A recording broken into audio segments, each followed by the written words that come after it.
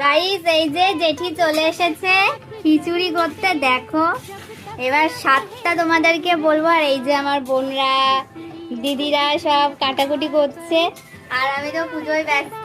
আর এবার সব ঘরে সবাই আছে, এই যে দিদিরা কাজ করছে।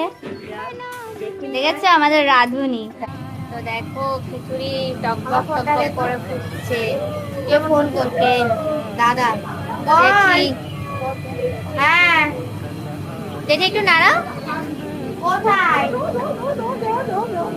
আমি তো এখানে এসেছি। আমি নেটে করি রে এদিকে। আমাদের ঘ্যাট হচ্ছে, এত সুন্দর গন্ধ বেরিয়েছে কি বলবো, পেটটা পুরো ভরে যাচ্ছে। আর এই যে হচ্ছে আমার জেঠি, জেঠির হাতে স্বাদে খাবে আর আমাকে প্রার্থনা করবে আমি যেন একটু আরো সুন্দর সুন্দর রান্না করে তোমাদের খাওয়াতে পারি। তো চলো বাই বাই।